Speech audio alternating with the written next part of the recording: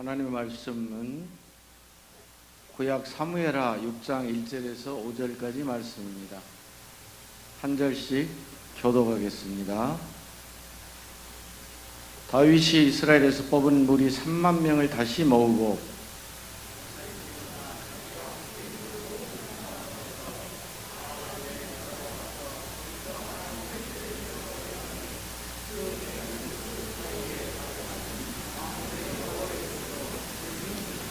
그들이 하나님의 궤를 새 수레에 싣고 산에 있는 아비나답의 집에서 나오는데 아비나답의 아들 우사와 아효가 그 새 수레를 모니라.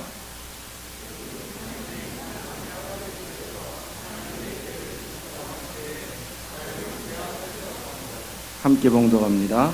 다윗과 이스라엘 온 족속은 잣나무로 만든 여러 가지 악기와 수금과 비파와 소고와 양금과 재금으로 여호와 앞에서 연주하더라. 아멘.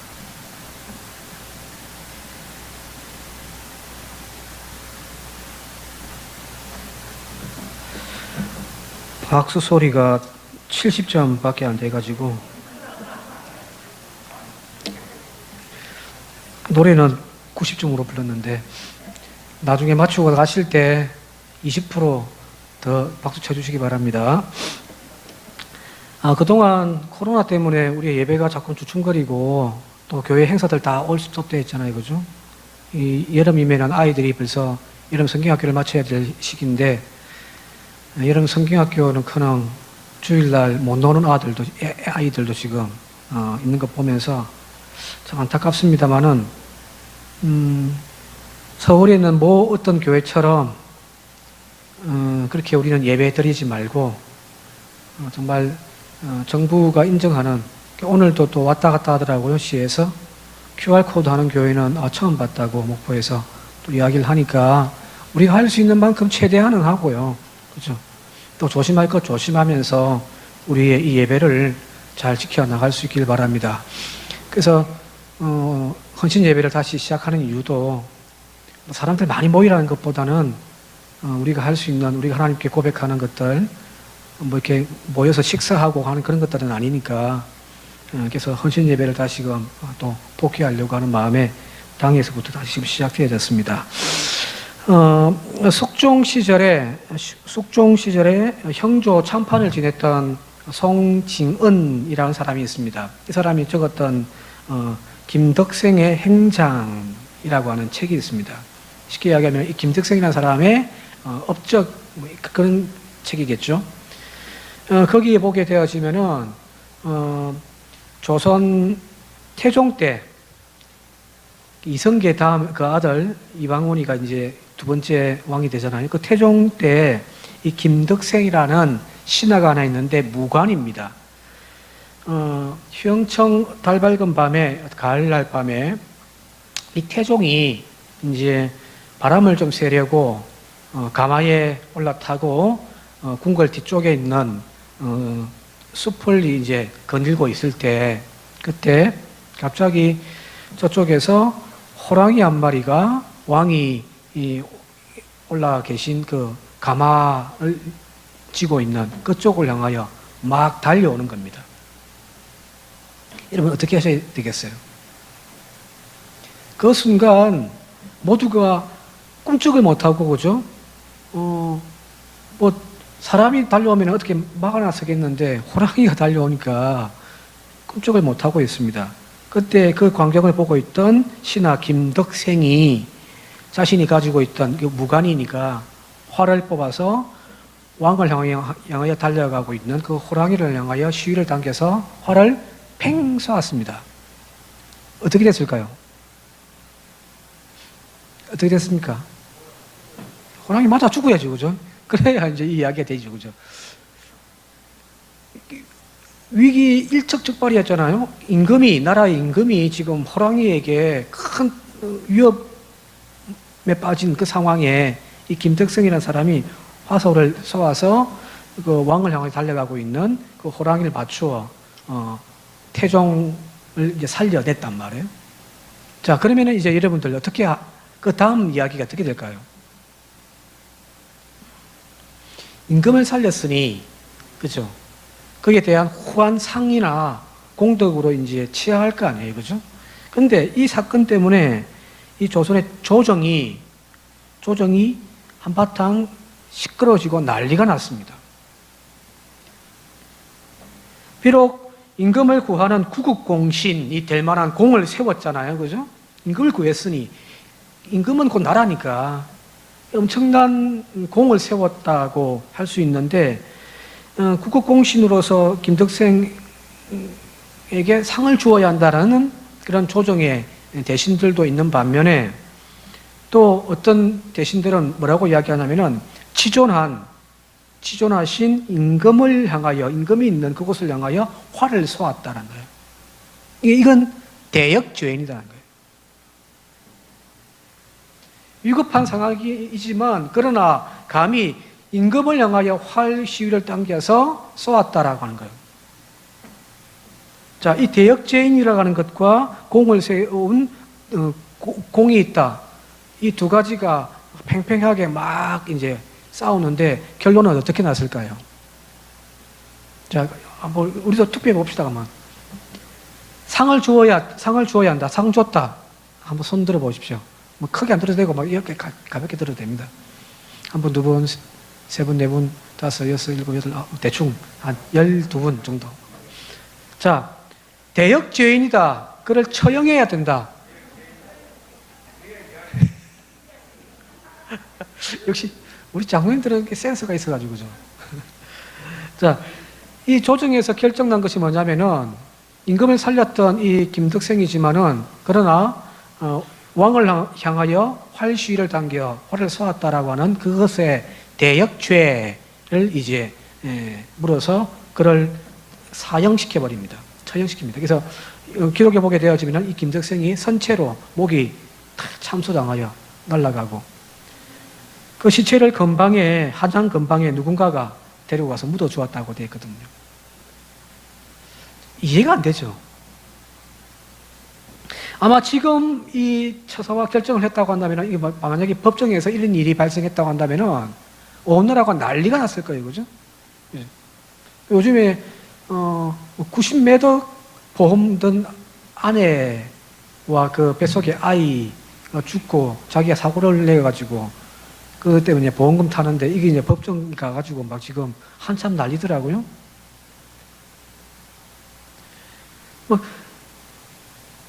법에서 판단할 때도 이게 정확하게 살인의 의도가 있었다 없었다 갖고 막 싸우잖아요. 이제 대법원에서는 무죄라고 판결을 하긴 했습니다만은,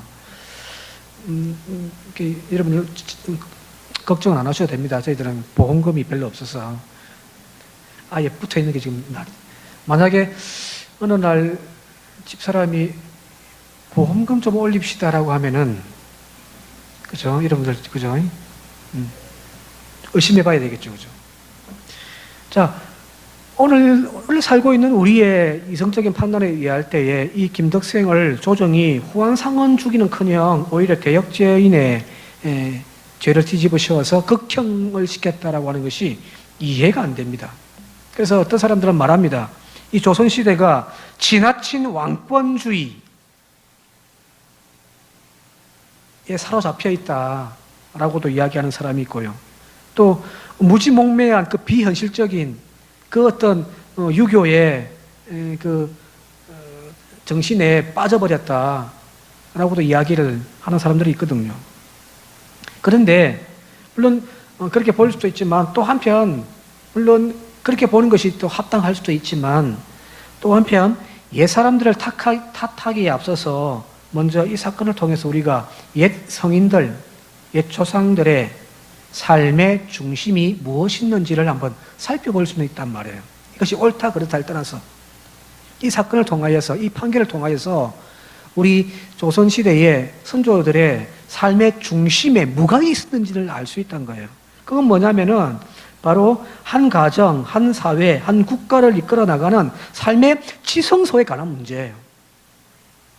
가장 은밀한 곳, 그죠?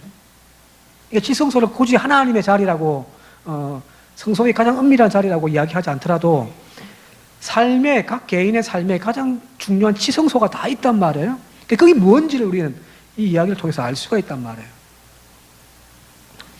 세상의 가치와 관습, 그 모든 것들이 다 무너지고 허물어진다 할지라도 결코 무너져서는 안 될 영역이 있다는 거예요. 시대가 바뀌면서 수 없는 것들이 바뀌어지고 변한다 할지라도 결코 변해서는 안 되는 것들이 있잖아요. 그죠? 이렇게 범접해서는 안 될 성스러운 영역이 있는데 그것을 삶의 지성소라고 한단 말이에요. 각 개인에게도 있고, 가정에도 있고, 교회에도 있고, 국가에도 있단 말이에요. 그죠? 그게 무너지는 순간 나라는 무너지고, 가정은 무너지고, 교회는 무너지는 거죠. 오늘날 바로 이 삶의 지성소가 가장 중요한, 모든 것이 변하고 허물어지더라도 변질되어져서는 안 되고 무너져서는 안 돼. 이 지성소가 있는데 오늘날 가만히 들여다보면 우리의 삶의 공동체에 이 삶의 지성소가 점점점 허물어져 가고 있더라는 거예요. 제자들이 스승을 바라볼 때에 존경하던가요? 단지 입시 지식을 가르쳐 준다고 전달해 주는 하나의 어떤 가이드 정도로만. 그래서 학교 선생님들 수업 잘 안 듣는 아이들이 많다고 하잖아요. 왜? 학원에서 다 배웠단 말이에요. 인격을 가르치는 학교와 교실은 점점 지금 사라지고 있잖아요. 그것뿐만 아닙니다. 이 학생들이 선생님의 멱살을 잡고 패대기 치는 일들도 지금 비일비재하단 말이에요, 학교에. 그래서 선생님들이 지금 자원 명퇴를 해버리는 경우가 많다고 하거든요. 왜? 더 이상 선생 직도 못 해먹겠다는 거예요. 옛날에는 그래도 존경받고 했던 직업인데 지금은 존경은커녕 오히려 아이들에게 얻어맞고 있는 상황이니까. 학생들이 스승답게 보지를 못합니다. 더 이상 학교는 더 이상의 이 교육이란 한 세대의 가치가 다음 세대의 가치로 이렇게 전달되어지는 걸 교육이라 한다면 더 이상 교육의 지성소가 아닌 사회가 되어져 버렸잖아요. 그죠? 가정도 마찬가지죠. 자식이 부모를 때려 죽이는 경우가 허다하잖아요. 저는 자식이 부모에게 주먹질을 하고 뭐 때려 죽이겠다. 저는 망나니 같은 놈, 때려 죽일 놈이라고 욕할 수도 있지만 더 이해가 안 되는 것은 부모들이 어린 자식들을 지금 죽음으로 내모는 이야기들이 얼마나 많아요. 저 그거 뉴스 나올 때마다 저기 진짜인가 싶기도 해요. 부모가 어떻게 자기 자식을, 자기 새끼를 죽일 수가 있지? 가정에서 지켜야 할 지성소가 지금 무너져 가고 있단 말이에요. 그렇다면 교회는 어떻습니까? 한국 교회가 1만 명이 넘는 교인들을 자랑하고 있는 이 기독교 교회가 오늘 세상을 향하여 선포하는 그 메시지가 이 사회를 선한 영향력을 가지고 변화시키고 있습니까? 세상 사람들은 교회 사람들의 교회의 메시지에 귀를 기울이고 있는가요? 들어만 줘도 감사한 거죠, 그죠, 지금은. 오히려 교회가 삶의 지성소가 되어지기보다는 오히려 거룩한 이 지성소가 교회가 오히려 세상의 세속의 물결 속에 점점 세속화되어져 버렸잖아요.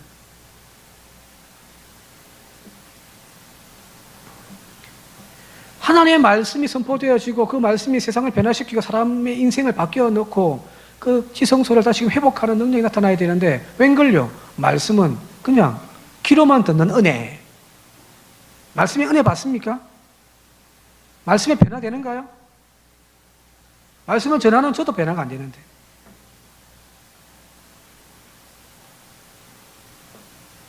하나님 말씀 앞에 두렵고 떨리는 마음들로 받아들이지를 못하고 있습니다. 그렇죠? 자신의 생명과 물질, 시간, 재능, 그것 다 하나님의 것이다라고 고백하며 그렇게 살고 있는 성도들이 우리 교회에 몇 명이나 됩니까? 내 물질, 내 생명, 내 시간, 내 재능, 이거는 나의 것이 아니라 하나님 겁니다. 아멘입니까? 아멘이죠, 그죠? 분명히 아멘 해야 될 거잖아요. 근데 그렇게 살고 있습니까? 헌금하는데, 10,000원을 더 넣었다 뺐다 막 고민해야 되죠. 그죠? 청소 봉사해야 되는데, 더워 죽겠는데 막, 가야 될까 말까, 한 시간 고민하다가 나오기도 하고죠. 모든 것이 지금 이제 사유화, 개인화 되어버렸단 말이에요. 이건 자본주의의 논리거든요. 자본주의의 가장 핵심의 논리가 뭡니까? 개인의 것이다, 개인의 것. 개인의 자유.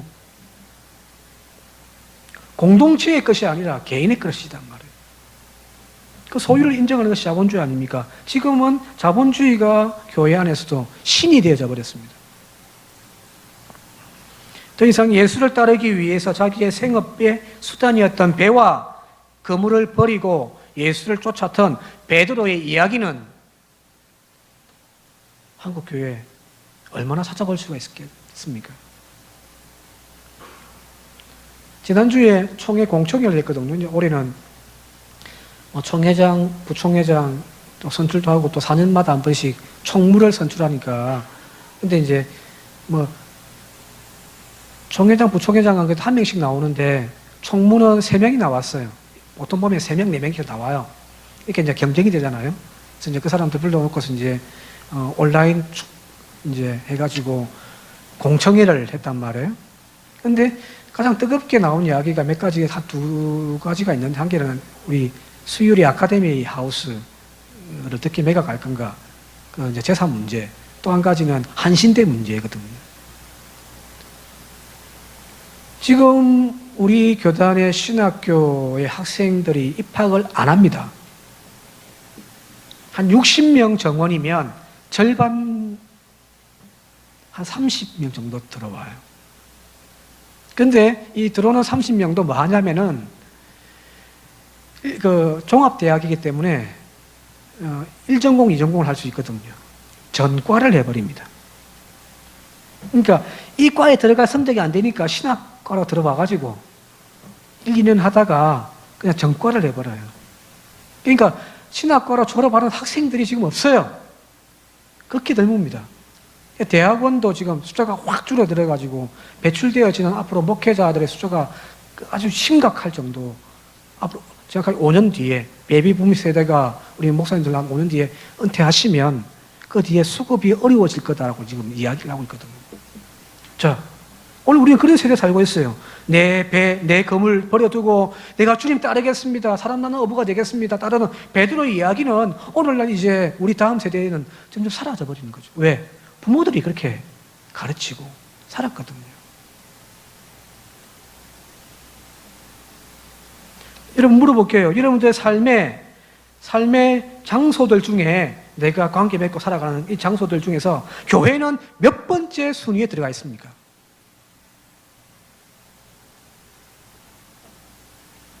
생업에 밀리고 학원에 밀리고 직장에도 밀리고 심지어는 결혼 예식장에도 교회가 밀리잖아요. 교회 주일날 한 주 안 넣었기에 가서 지난주에 안 보이시던데 내일 다녀오셨습니까? 예, 친척 결혼식 다녀왔습니다. 당당하게. 친척 결혼식장에도 밀려버리는 것이 오늘날 교회란 말이에요. 자, 가장 삶의 핵심이 되어져야 하고 지성소가 되어야 할 그 신앙의 그 지성소가 지금 저 뒤로 밀려가고, 지성소가 앞서 뭐라고 했습니까? 모든 것 다 무너지고 모든 것 다 변하더라도 변질되지 않고 무너지지 않고 지켜내야 할 곳, 그것이 지성소라고 했는데 오늘 우리의 신앙의 지성소는 지금 저 뒤로 밀려져 버렸죠. 자, 오늘 이런 우리들에게 다윗의 이야기를 좀 보면서 좀 우리의 신앙을 좀 점검해 봤으면 좋겠습니다. 이거 잘 아시는 내용이에요. 하나님의 법궤가 길랏 여아림이라는 곳에 이제 방치되어 있는데 블레셋에 빼앗겼다가 다시금 이제 되돌아와가지고 그걸 모셔놨던데 다윗이 그 법궤를 예루살렘 성으로 옮겨오려고 하는 지금 과정이에요. 여기 보니까 바알레 유다 방치되었던 하나님의 법궤를 예루살렘 성으로 가져오거든요. 그런데 여기 보면은 1절에 보니까 1절에 다윗이 이스라엘에서 뽑은 무리 3만 명을 쫙 행진을 시킵니다. 그죠? 법궤를 모시오는 그 행렬에 군사 3만 명을 쫙 배열시켜 놓는단 말이에요. 그리고 5절에 보게 되어지니까 다윗과 이스라엘 온 족속은 잣나무로 만든 여러 가지 악기와 수금과 비파와 소고와 양금과 제금으로 여호와 앞에서 연주하더라. 예, 한 걸음 한 걸음 나아갈 때마다 이 악기들로 하나님께 찬양을 쫙 올려드리고 그 뒤에는 이제 하나님 법궤가 또 쫙 따라가고죠. 군대가 또 사열으로 하면서 쫙 따라간단 말이에요. 자, 그야말로 전 국가적인 나라 전체를 통틀어서 큰 행사를 지금 다윗이 지금 하고 있단 말이에요. 뒷 이야기는 이제 일단 빼고, 우사 이야기는 빼고. 자, 다윗이 가장 위대한 왕으로 인정받는 이유, 역사상 가장 위대한 왕 다윗이라고 사람들도 이야기하고 역사도 이야기하고 또한 성경도 그렇게 인정을 하고 있잖아요. 그죠? 가장 위대한 왕. 그런데 그가 가장 위대한 왕으로 지도자로 인정받았던 그 이유가 뭐냐면 막강한 군대력을 조직해서 가장 넓은 영토를 정복한 그런 왕이기 때문이 아니에요. 단지 저 유다의 한 지파의 왕이었다가 이스라엘 전체 통일 왕국의 국왕이 되어졌다라고 하는 그 이유 때문에 다윗이 위대한 지도자라고 이야기하는 것이 아니란 말이에요. 바로 다윗이 세우려고 한 것이 있습니다. 그것이 뭐냐면 바로 하나님이 왕이시다는 거예요. 하나님이 왕이시다. 하나님께서 이 나라 이스라엘을 통치하신다라고 하는 이 신앙 고백을 누구보다도 먼저 확립해 나가려고 몸부림쳤던 인물이 바로 다윗이거든요. 그래서 여러분들 따라서 이 다윗은 가장 본질적이고 근원적인 자리를 하나님 곧 하나님의 말씀을 거기에다가 위치시켰던 인물이에요. 달리 표현하면 이스라엘이라고 하는 하나님의 나라의 그 지성소에 자신의 왕좌 왕의 권력 자리로 배치시킨 것이 아니라 바로 이스라엘의 그 지성소에 바로 하나님의 말씀이 들어가야 된다라고 고백한 것이 다윗입니다. 오늘 이 이야기는 바로 다윗의 이 고백인 거죠. 그죠?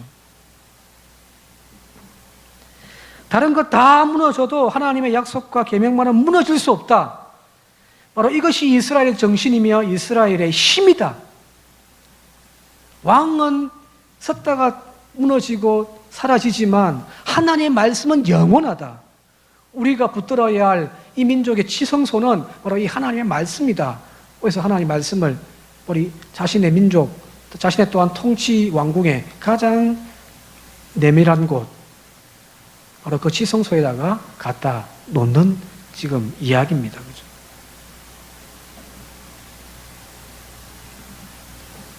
자, 그리 본다고 한다면은 오늘 우리도 마찬가지죠.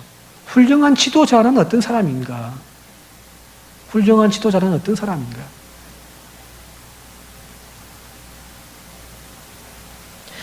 바로 참된 지도자란 이 근본을 세우는 사람이에요.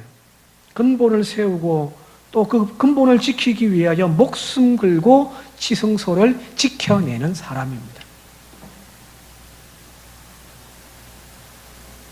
교회를 크게 부흥시켰다. 아, 우리 목사님 최고.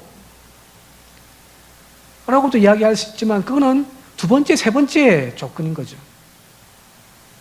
가장 첫 번째, 바로 이 변화해서는 안 되고 빼앗겨서는 안 될 이 지성소를 지켜내는 사람. 그 사람이 바로 지도자라는 거거든요. 세상적인 명예와 부귀, 출세의 기준이 아니라 다윗처럼 하나님과 하나님의 말씀을 공동체의 지성소로 삼는 자, 그걸 붙들어 지키는 자, 그 사람들이 바로 여러분들 지도자입니다. 자, 여기서 지도자란 단지 어떤 직분의 목사나 장로님들만 이야기하는 것이 아니죠. 그죠?